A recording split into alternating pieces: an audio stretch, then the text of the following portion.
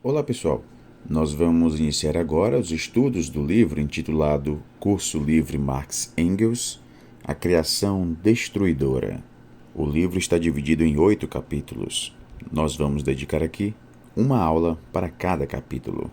Marx e Engels nasceram durante as guerras napoleônicas, respectivamente em 1818 e 1820, ainda sob o impacto da Revolução Francesa, do crescimento do capitalismo e do grande trabalho do filósofo Hegel.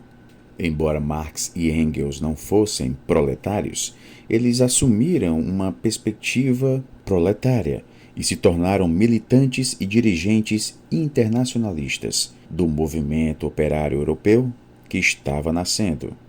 Pois bem, iniciamos aqui na primeira aula a crítica do Estado e do Direito, a forma política e a forma jurídica. A política é um dos pontos mais importantes e mais relevantes do nosso agir no mundo. Dentre as obras e reflexões de Marx, existem aquelas mais avançadas no que diz respeito ao método, à epistemologia, à possibilidade de entendimento da própria filosofia sobre o que é a sociedade e de como se podem compreender as bases dessa mesma reflexão social. Serão abordadas aqui 3 grandes obras que cobrem exatamente a sequência da evolução do pensamento marxista sobre Estado, política e também direito. O primeiro livro é A Crítica da Filosofia do Direito de Hegel, uma das obras mais impactantes de toda a literatura do próprio Marx. Depois, nós temos O 18 de Brumário, de Luiz Bonaparte, já de 1852, uma obra em que Marx reflete a respeito de seu tempo e dos problemas da sociedade capitalista naquele momento. E, finalmente, há uma obra de Engels, escrita com Karl Kautsky, quando estavam muito próximos entre si e das lutas revolucionárias. Trata-se de um notável pequeno livro que se chama O Socialismo Jurídico. Nessas 3 obras, em especial na primeira e na terceira, Marx, Engels e Kautsky tratam de direito. Marx, na Alemanha do século XIX, ainda muito jovem, escreve uma grande obra, Crítica da Filosofia do Direito de Hegel. Esse trabalho revela um rapaz que cursou a faculdade e que, em algum momento depois dessa formação, acabou resolvendo passar a limpo o próprio passado, tirando da frente tudo aquilo que havia aprendido para colocar nos eixos devidos sua compreensão sobre direito e Estado. Ou seja, pessoal, trata-se aqui de uma crítica a seu tempo e ao pensamento jurídico de seu tempo. Pois bem, como nós falamos aqui, Crítica da Filosofia do Direito de Hegel é um grande livro. E ele marca justamente o fim da leitura marxista do chamado Jovem Marx. Vários teóricos marxianos costumam dizer que depois de 2 ou 3 anos passados dessa obra, a primeira fase de Marx está encerrada e que ele então começa a produzir o seu próprio pensamento mais adulto. E é nessa fase adulta que ele escreve O 18 de Brumário, de Luiz Bonaparte, um dos livros fundadores da teoria política contemporânea. Mas voltemos aqui ao início da trajetória de Marx. Ele é então um rapaz formado em Direito na Alemanha. E no início do século XIX, quem tivesse essa formação em Direito, de algum modo aprendia Hegel, em termos de horizonte filosófico, inclusive porque Hegel, o grande filósofo daquele momento, também cuidou do direito e deu aulas sobre isso. Hegel não foi professor de Marx, até porque a cronologia não iria permitir isso. Quando Hegel morreu, Marx era menino. Mas Marx foi aluno dos alunos de Hegel. Então ele aprendeu com seus professores a ler a política e o mundo a partir das lentes hegelianas. É importante destacar que o mais importante livro político de Hegel é Princípios da Filosofia do Direito.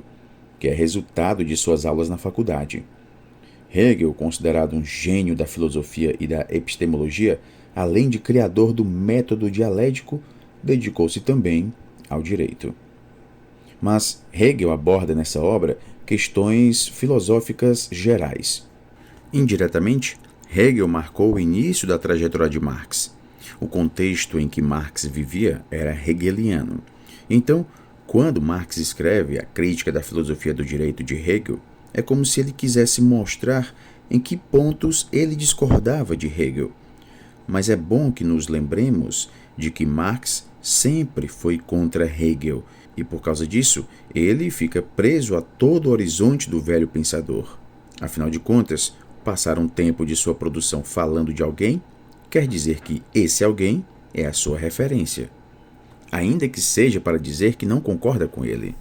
É por isso que dizemos que esse é o jovem Marx, porque sua referência é o outro. Depois, em certo momento, ele abandona a negativa sobre o outro e passa a se concentrar em um sim, ou seja, na afirmação de si mesmo. Hegel, ao contrário de toda a tradição existente e de toda a filosofia que existia no século XVIII, inaugurou o século XIX dizendo que o Estado era a razão. Essa visão foi um choque que acabou forjando o século XIX desde o início, porque, de modo contrário, até o século XVIII, a filosofia burguesa da Europa cuspia no Estado, fundando a razão antes no indivíduo. Os grandes filósofos do século XVIII tinham horror ao Estado. Basta recordarmos a história. A burguesia moderna estava fora do poder do Estado, que era absolutista. Um monarca, um soberano, mandava de acordo com a própria vontade. Ninguém controlava o rei ou tinha mais poder do que ele.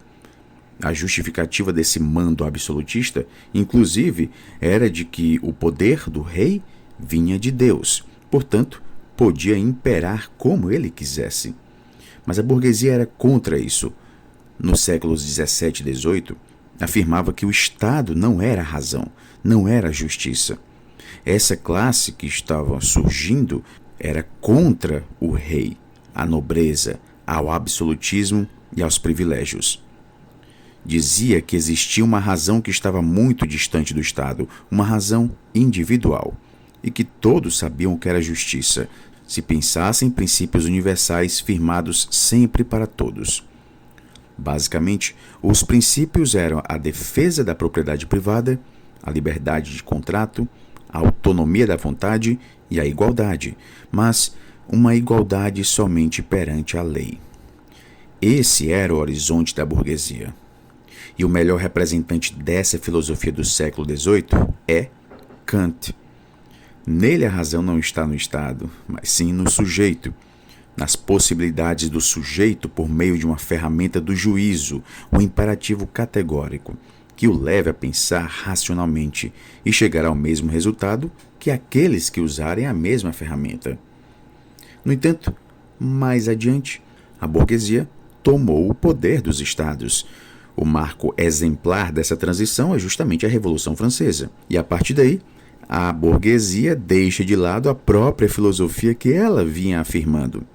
A partir desse momento, defendeu que o que se determinasse pelo Estado era a razão. Começa, portanto, o juspositivismo. Claro que para isso houve uma desculpa filosófica muito esfarrapada, de que a razão individual seria transplantada para o Estado, que se tornaria racional. E é nesse ponto que surge Hegel, o primeiro grande filósofo político desse período da burguesia no poder, fazendo com que Kant fosse o último filósofo da burguesia fora do Estado. E é então que Hegel, em Princípios da Filosofia do Direito, afirma que o Estado é razão em si e para todos. Esse era o contexto do início do século XIX, no qual Marx aprendeu que o Estado era a razão. E então, vem aqui justamente a crítica da filosofia do direito de Hegel, quando um rapaz de 25 anos se dedica a pegar o livro de Hegel nas mãos e dizer que os pontos apresentados ali estavam errados. É importante dizer que o livro de Hegel tem um formato muito peculiar, porque não tem texto dissertativo corrido. Ele é dividido por parágrafos. Cada item é fracionado em relação aos demais e tem um tema, que muitas vezes se esgota em si próprio. E Marx fez o mesmo em sua obra. Acompanhou a ordem dos parágrafos, rebatendo cada um com seu texto. Marx rebate Hegel tópico a tópico e afirma que o Estado não é a razão. Ou melhor, ele pode ser a razão, mas a razão da burguesia. Não se trata da razão de todos, que se apresentaria como absoluto do nosso tempo. Marx começa a refletir sobre o que é a sociedade capitalista, percebendo que o problema do mundo não está no Estado. O problema do mundo é o capitalismo. O mundo está dividido em classes sociais. Surge dessa forma esse grande conceito que identifica um dos fundamentos do próprio marxismo. Há classes sociais no mundo. O problema do mundo é que ele se divide por elas. A questão não é o partido, o Estado, o governo, os poderes legislativos, executivos ou judiciários, a democracia ou a eleição. Essas divisões que estão na órbita do Estado, para nós, guardam problemas e não alcançam o fundamental. A chave para a compreensão é entender que o mundo é capitalista e está fraturado em classes sociais. Mas por que muitos ficam revoltados quando o marxismo vem ensinar que o mundo está dividido em classes? Porque a sociedade capitalista nos estrutura e nos ensina, de modo contrário, que cada um é um. Marx, no entanto, aponta para os indivíduos em classes sociais. A verdade do mundo é a verdade das classes. No entanto, até hoje não se aceita essa leitura de classe. O formalismo jurídico individualista nos chama a todos de iguais, sem permitir ver as divisões de classe que nos estruturam. Marx vai se voltar aqui para alguns questionamentos. Por que existem as classes? Como elas se formam? Como elas se alteram? Que classe comanda a outra? A crítica da filosofia do direito de Hegel, Introdução, é um texto necessário para qualquer um que queira conhecer o marxismo. São poucas e belíssimas páginas, que inclusive são marcantes, com frases que repetimos a todo momento, sem saber de onde vêm. Como, por exemplo, a religião é o ópio do povo, que é apenas o fim desta reflexão. A miséria religiosa constitui ao mesmo tempo a expressão da miséria real e o protesto contra a miséria real. A religião é o suspiro da criatura oprimida, o ânimo de um mundo sem coração e a alma de situações sem alma. Marx afirma que o Estado não é a razão e que a religião também não é o melhor sentimento do mundo, embora seja o ópio do povo, uma espécie de paliativo. Percebe-se aqui que Marx não está fazendo apenas aqui uma crítica à religião. Ele está dizendo que em uma sociedade de desgraça, a religião é lenitiva. Só que não cura a ferida. O Estado também não cura. O vetor da cura é a luta de classes. Portanto, eis aqui o primeiro Marx. Depois de muito tempo de escrita a crítica da filosofia do direito de Hegel, e já tendo desenvolvido suas ideias e escrito várias outras obras, Marx se pôs a analisar um fato insólito, muito peculiar, que se deu justamente na entrada da década de 1850 na França. É essa análise que deu origem ao livro O 18 de Brumário, de Luiz Bonaparte. Mas, em primeiro lugar, o que é 18 de Brumário? No calendário da Revolução Francesa, que alterou os meses do ano para constar conforme a própria narrativa, Brumário era a nomenclatura de um mês. E, no dia 18 desse referido mês, Napoleão deu um golpe na França. Marx, ironicamente, usou a velha data como referência a um novo golpe, dado agora por Luiz Bonaparte. Então aqui surge mais uma pergunta. Quem foi Luiz Bonaparte? Pois bem, décadas depois de Napoleão, houve um golpe na França. E um sujeito, que muitos consideram um dos mais esdrúxulos da história política francesa, o tal Luiz Bonaparte, sobrinho de Napoleão, que era então presidente, tomou de forma ditatorial o poder na França, acabando com o regime presidencialista local. Ele se declarou imperador do país, autoproclamando-se Napoleão III, uma vez que seu tio foi o primeiro, e naquele passado havia nomeado seu irmão imperador para os domínios franceses em outras plagas da Europa, o que o tornaria então o segundo. No entanto, nesse quadro, os franceses gostaram do golpe, especialmente os ricos e a classe média, que eram muito ordeiros e esperavam um golpe salvador para manter a ordem constante. Diante disso, muitos analisaram o golpe pela base do espanto. Victor Hugo, um grande literário francês, escreveu um livro exatamente no momento do golpe, um livro contra Napoleão III, a quem ele chamava Napoleão, o Pequeno, dizendo não ser possível que em pleno tempo normal e cristalino, com a Segunda República dada, com as instituições já assentadas, a França, que cultivava o gosto democrático, tenha caído em um golpe de um autoproclamado imperador. O que Marx vai analisar aqui neste livro é como Luís Bonaparte deu um golpe contra a burguesia, porque essa burguesia administrava a França desde o começo da Revolução Francesa. Tirando o episódio de Robespierre e do povo no poder, o resto era sempre a burguesia no poder, mesmo com os monarcas em algumas fases posteriores. E, em um estado já burguês, como a burguesia sofreu um golpe? Quando falamos da burguesia comercial ou industrial, nos lembramos dos burgueses de portes variados e em disputa, e pensamos, o que eles querem quando o assunto é o salário do trabalhador? Eles querem um salário pequeno, porque aí eles acabam lucrando e têm a possibilidade de explorar o trabalho em um nível maior. Isso acaba unificando essa burguesia. Há uma estratégia geral.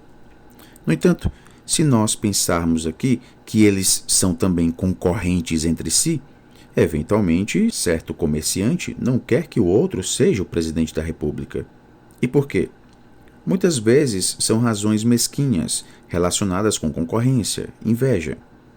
Por conta dessas diferenças, Marx afirma também que a burguesia pode ter momentos de não conseguir fazer o que precisa para afirmar a sua dominação geral de classe sobre a sociedade. Nessas horas, quando a administração do capitalismo não consegue mais ser feita pela própria burguesia, porque os seus setores se digladiam, vem o golpe, conforme identificou Marx. No entanto, no momento em que a força externa impõe outra ordem, ela acaba também sendo burguesa, porque não se tirou a propriedade, nem a indústria, nem o comércio da burguesia. Ela opera no interior de suas formas. Ou seja, quando a classe burguesa não consegue administrar a sociedade em benefício do capital, como foi o caso da França de Luís Bonaparte, há um golpe contra a burguesia para salvar o capitalismo. Marx diz que a classe burguesa estrutura uma sociedade burguesa não porque ela controla o Estado. O Estado poderia estar nas mãos de outros, e mesmo assim, a sociedade continuaria burguesa.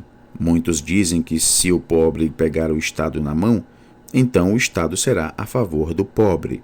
Ou, se os trabalhadores dominarem o Estado, então a sociedade será em prol dos trabalhadores. Mas o que Marx ensina é que a sociedade continuaria a mesma, nós só mudaríamos o seu administrador. Por exemplo, pensando em uma fazenda, cujo proprietário é o fazendeiro. Quando mora ali, o fazendeiro também administra diretamente a própria fazenda. Mas, em certa ocasião, enfastiado quando percebe que não dá mais conta de matar insetos, cobras e ratos, ele se muda para a cidade. E quem vai administrar a fazenda? Um trabalhador dele. Podemos então dizer que a fazenda ficou para os trabalhadores? Não. Ela continua sendo do fazendeiro. E tudo que o trabalhador fizer será em favor do fazendeiro. É justamente isso que diz o 18 de Brumário de Luís Bonaparte. Luís Bonaparte não era um burguês típico. Não queria lucrar com aquilo que estava fazendo como imperador. Ele queria que as pessoas fizessem vassalagem para ele, respeitassem sua coroa, beijassem a sua mão. Tinham o interesse de se firmar como de tradição nobre. No entanto, ele tirou a burguesia do Estado para que a sociedade continuasse burguesa. Se a burguesia continuasse no poder do Estado, diria Marx, os trabalhadores, que já haviam organizado uma revolta de Paris na Primavera dos Povos, em 1848, iria se estruturar de modo ainda melhor e tomariam o poder. Dessa forma, veio um louco e tomou o poder pela burguesia. A conclusão de Marx é que o Estado tem algo em si mesmo que não é só a administração do dia a dia. Pode-se trocar o administrador, que o Estado continuará o mesmo. Marx então entende que não foi o Estado que criou a sociedade, mas sim que ele é resultante de determinada estrutura social. Foi o capitalismo, na verdade, que estruturou essa forma política específica. Portanto, se alguém domina o Estado, domina o produto, e não o produtor. Diferente disso é o fim das próprias relações capitalistas, que são as mais difíceis de serem dominadas e transformadas. É interessante notar que até hoje, a maior parte do mundo da esquerda ainda insiste no contrário, de que a luta é por tomar o Estado e o administrar de forma diferente. Mas o que Marx diz é que o coração da sociedade capitalista não é o Estado, são as relações de produção capitalista. É essas que são as difíceis de serem tomadas. Por isso, há muitos casos no mundo de trabalhadores que tomaram poder político e não mudaram a sociedade capitalista. Em 18 de Brumário, Marx analisa também o que acontece depois que a burguesia deixa o poder. Ele afirma que ela se fortalece, porque volta recuperada, pode explorar melhor os seus trabalhadores. Foi justamente o que se passou na França. Quando a burguesia retornou, havia aprendido como fazer para não perder mais o posto. Todos os franceses riam de Luiz Bonaparte, fora e dentro do poder, dizendo-se tratar de um idiota, um louco, uma excepcionalidade. Pois bem, Marx vai avançar em suas análises até chegar ao apogeu, que é justamente com o Capital. Marx estabelece os alicerces para entendermos como funciona essa própria sociabilidade de nossos tempos. Nela, tudo tem a forma social de mercadoria. Tudo está moldado para ser vendido. Educação, estética, roupa, comida, saúde e principalmente o trabalho. O trabalhador. O trabalhador não ganha pela dignidade de si, pois, ao se vender, ele ganha o que o mercado está disposto a pagar por ele. Após a morte de Marx, as lutas dos trabalhadores na Europa tiveram tantos avanços quanto retrocessos. Mais adiante, o companheiro intelectual de Marx, que foi justamente Engels, juntamente com Kautsky, que somente mais tarde se tornou um renegado, escreve O Socialismo Jurídico. Esse livro é um dos mais especiais textos de toda a obra marxista, falando sobre o que nós podemos fazer do direito e da política na atualidade. O livro reafirma que Marx e Engels defenderam a vida inteira a ideia de que na sociabilidade capitalista, o Estado é capitalista. Não basta tomar o Estado. Pelo contrário, é preciso destruí-lo, porque o Estado não é um aparato técnico externo ao capital. Ele é, sim, um produto do capital. Engels e Kautsky defrontavam-se com parcela da esquerda que afirmava que as péssimas condições de trabalho haviam ficado para trás. Elas seriam típicas da obra de Marx, o que explicaria o seu radicalismo e o confinaria a um período histórico específico. Pois, no tempo de Marx, o trabalhador estava na indústria de carvão, trabalhando 18 horas por dia. As crianças de 5 anos trabalhavam 20 horas diárias. As mulheres não tinham sábado, domingo nem feriado. Os juristas, essa classe quase sempre conservadora, defendiam, no fim do século XIX, que o marxismo havia acabado, porque o povo trabalhava então apenas 13 horas por dia. Crianças só depois dos 12 anos, com direito a um descanso de domingo, como se já tivesse melhorado a situação. Esse discurso e essa estratégia começaram a se espalhar pela Europa, e a esquerda passou a lutar por alguns direitos, como descanso aos domingos, que não fosse permitido que criança menor de 12 anos trabalhasse ou que houvesse a possibilidade de um salário mínimo. O direito passa a ser a arma das lutas. No entanto, contrastando com esse otimismo jurídico, todo o fundamento do marxismo afirma que não basta dominar o Estado ou as normas jurídicas. É preciso acabar com a estrutura que gera o Estado e todo esse conjunto de normas. Engels ficou espantado com a nova esquerda. Como era possível que depois de Marx, depois do Capital e da luta dos trabalhadores na Europa, ainda houvesse pessoas de esquerda que defendessem apenas incrementos reformistas? E muitas dessas pessoas eram socialistas da área jurídica, que acreditavam que seria por meio do direito que o mundo ficaria um pouco melhor. Engels ficou tão revoltado com isso que se juntou a Kautsky para escrever um livro contra esses juristas socialistas. Decidiram não citar no título da obra o nome daqueles que defendiam essas ideias, como era o caso do austríaco Anton Menger. O texto, que Engels e Kautsky nem fizeram questão de publicar com seus nomes como autores, para não prestigiar Menger, denominou-se então o socialismo jurídico, ou socialismo de juristas. Menger dizia que a luta política não deveria ser orientada no sentido da revolução. É justamente por isso que Engels vai afirmar que esse socialismo dos juristas é impossível, porque os ganhos jamais existiriam na radicalidade capaz de levar à superação do capitalismo. O que Engels afirma é que é possível lutar por direitos e conquistar alguns deles, mas isso é pontual. O problema é gozar com essas poucas conquistas. O capital segue com o controle do poder. Suas formas balizam a sociabilidade. A estrutura da exploração é capitalista. Então, o que eventualmente se vem a ganhar na estrutura do bem-estar social reformista, rapidamente também se perde. Engels e Kautsky ensinaram que a reforma é confortável, não causa tanto desgaste, mas nada garante que o mundo reformado seja constante. A exploração continua a mesma. A esquerda, lato sensu, passa a ser reformista, ao passo que o marxismo é revolucionário. Engels afirma que não se chegaria ao socialismo por meio de reformas jurídicas. Pode-se pensar pelo título, inclusive, que essa ideia é possível, mas o título é uma ironia. Não existe socialismo jurídico. Quem disser que se chegará ao socialismo por meio do direito não entendeu o que é socialismo e nem o que é o direito, porque a forma do direito, o espelho da mercadoria, não permite algo nesse sentido. O Estado não é ocasionalmente capitalista, ele é necessariamente capitalista. Com o exemplo banal de que na Idade Média, que era feudal, não havia Estado, mas senhor feudal, percebemos que não há um tipo de Estado para cada modo de produção. O Estado existe somente na lógica do capitalismo. Marx trabalha com o Estado em uma referência ao que ele era naquele momento, sem fazer uma investigação mais detalhada sobre o Estado na história. No entanto, o marxismo necessariamente compreende uma relação interna entre forma estatal e o capital. Só o capitalismo tem Estado, porque o feudalismo não tem forma política apartada. Tem um senhor feudal que manda diretamente. O político e o econômico estão unidos nas mãos do senhor feudal, assim como acontecia na sociedade escravista do passado. O senhor de escravos também dava a sorte do escravo, no plano econômico e no plano político.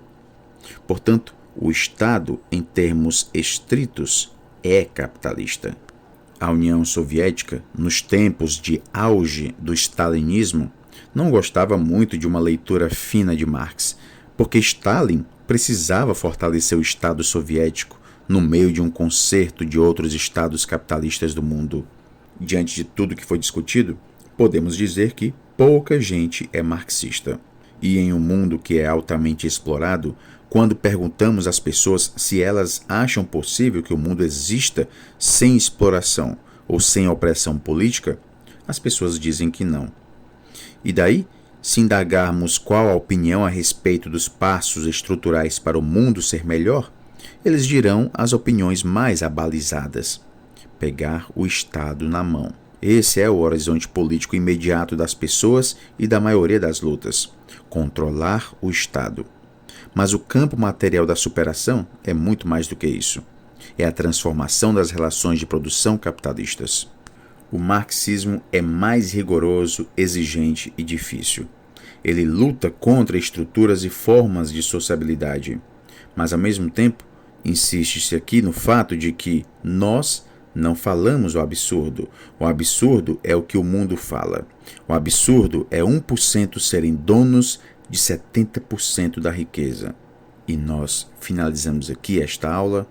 Bons estudos a todos e até a próxima.